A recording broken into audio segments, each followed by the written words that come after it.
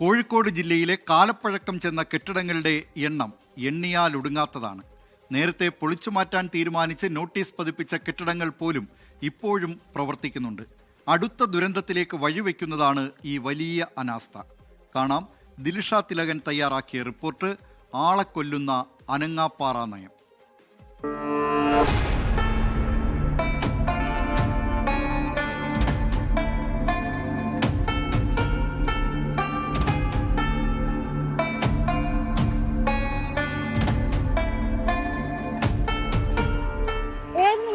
ജീവനുമേൽ പതിക്കാൻ സാധ്യതയുള്ള കോൺക്രീറ്റ് കെട്ടിടങ്ങളുടെ നടുവിലാണ് കോഴിക്കോട് നഗരം ഇപ്പോഴും. ഈ കെട്ടിടങ്ങളുടെ എണ്ണം എടുത്താൽ തീരില്ല. വികസന കുതിപ്പിൽ മുന്നേറുമ്പോഴും കാലപ്പഴക്കം ചെന്ന ഒട്ടനവധി കെട്ടിടങ്ങളാണ് സുരക്ഷാ ഭീഷണിയിൽ ഇവിടെ നിലനിന്നു പോകുന്നത്. ഇത് കോഴിക്കോട് മെഡിക്കൽ കോളേജ് ജംഗ്ഷനു സമീപത്തുള്ള കോർപ്പറേഷൻ റെസ്റ്റ് ഹൌസ്. രോഗികളുടെ കൂട്ടിരിപ്പുകാർക്ക് അന്തിയുറങ്ങാൻ ചുരുങ്ങിയ ചിലവിൽ സൗകര്യം ഏർപ്പെടുത്തുക എന്ന ലക്ഷ്യത്തിൽ സ്ഥാപിച്ച ഈ കെട്ടിടത്തിന് 6 പതിറ്റാണ്ട് പഴക്കമുണ്ട്. ഒട്ടനവധി വ്യാപാര സ്ഥാപനങ്ങളും ഇവിടെ പ്രവർത്തിക്കുന്നു. അണ്ടർഗ്രൗണ്ട് പാർക്കിംഗ് ഉൾപ്പെടെ ഇരുനിലകളുള്ള കെട്ടിടത്തിന്റെ മിക്ക ഭാഗങ്ങളും ജീർണിച്ച നിലയിലാണ്. 2 വർഷം മുൻപ് കെട്ടിടം പുതുക്കി പണിയാൻ കോർപ്പറേഷൻ തീരുമാനിച്ചതാണെങ്കിലും തീരുമാനം ഇപ്പോഴും കടലാസിൽ തന്നെ.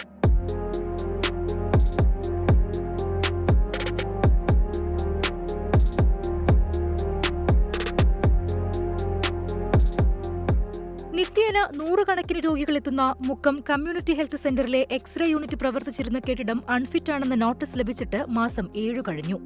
കെട്ടിടത്തിന് വിള്ളലുണ്ടെന്നും കണ്ടെത്തിയതാണ്. രോഗികളും കൂട്ടിരിപ്പുകാരും നിത്യേന എത്തുന്ന കെട്ടിടം പൊളിച്ചുമാറ്റാതെ നിലനിർത്തുന്നത് സുരക്ഷയ്ക്ക് വലിയ വെല്ലുവിളിയാണ്. ഇപ്പോഴും വളരെയേറെ ഭീഷണിയോട് കൂടിയിട്ടാണ് ആ കെട്ടിടം നിലനിൽക്കുന്നത്. അതോടൊപ്പം തന്നെ ആ മിഷൻ അവിടുന്ന് മാറ്റുക മാത്രമാണ് ചെയ്തത്. ആ ബിൽഡിംഗ് ഇപ്പോഴും വളരെ ഭീഷണിയായിട്ട് പൊതുജനങ്ങൾക്ക് ഭീഷണിയായിട്ട് നിൽക്കുകയാണ്. അതിനൊരു പരിഹാരം ഉടൻ കാണണം. ഇവിടെ പ്രവർത്തിച്ചിരുന്ന എക്സ്റേ യൂണിറ്റ് മാറ്റി സ്ഥാപിക്കണമെന്ന് ആവശ്യപ്പെട്ടിട്ട് 7 മാസമായിരുന്നു.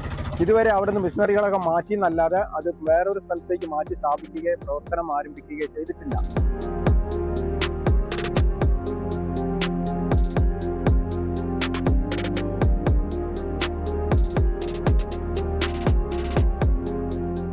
ഏതു നിമിഷവും ഇടിഞ്ഞു പൊളിഞ്ഞു വീഴാവുന്ന അവസ്ഥയിലാണ് കോർപ്പറേഷൻ ചെറൂട്ടി റോഡ് കെട്ടിടം.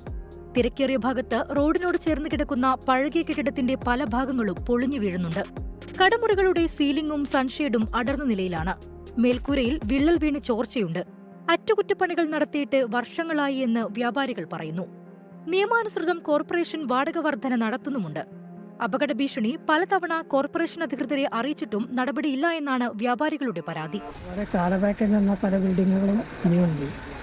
അതൊക്കെ കോർപ്പറേഷന് തെരഞ്ഞെടുത്ത് എത്ര കാലബാക്കുണ്ട്, അതിൻ്റെ ഫിറ്റ്നസ് സർട്ടിഫിക്കറ്റ് ഉണ്ടോ എന്നൊക്കെ പരിശോധിച്ചിട്ട് എത്രയും പെട്ടെന്ന് ഈ ഇത്തരത്തിലുള്ള അപകടങ്ങൾ ഒഴിവാക്കുന്നത് ഏറ്റവും ഉചിതമായിരിക്കുമെന്ന്.